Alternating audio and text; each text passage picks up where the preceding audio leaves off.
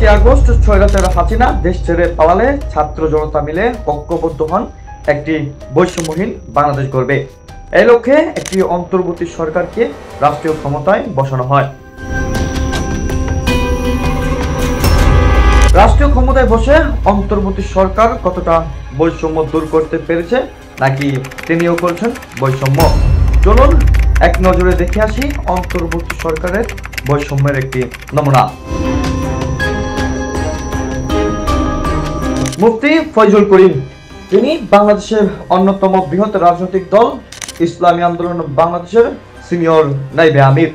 2023 সালে সংঘটিত হওয়া বরিশাল সিটি কর্পোরেশন নির্বাচনে মেয়র প্রার্থী হন তিনি, কিন্তু স্বৈরাচার হাসিনা কম ভোট দেখিয়ে তাকে পরাজিত করেন।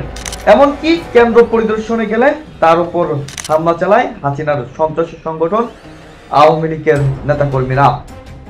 পরবর্তীতে হাসিনা দেশ ছেড়ে পালালে 2025 সালে বরিশাল সিটি মেয়র পদে বিজয়ী ঘোষণা করতে নির্বাচনী ট্রাইব্যুনালে আবেদন করেন মুফতি ফয়জুল করিম, কিন্তু তার আবেদনকে ঘিরেই চলছে যত ছলচাতুরি।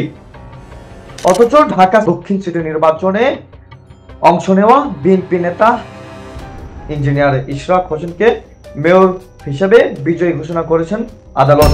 চট্টগ্রামেও মেয়র পদে মেয়র হিসেবে বিজয়ী ঘোষণা করেন বিএনপি নেতা সাদাত হোসেনকে। এখন বরিশালবাসীর দাবি, মুফতি ফয়জুল করিম বরিশাল সিটি মেয়রের হকদার। তাকে মেয়র হিসেবে ঘোষণা করতে বরিশালে মানববন্ধন করেন বরিশালবাসী। এখন প্রশ্ন জনমনে, ঢাকা এবং চট্টগ্রামে বিএনপি নেতারা হলেও বরিশালে মুফতি ফয়জুল করিমকে মেয়র হিসেবে বিজয়ী ঘোষণা করতে কেন তো ছলচাতুরি? এমন দাবি চলছে সোশ্যাল মিডিয়ায়। Desk report, people voice.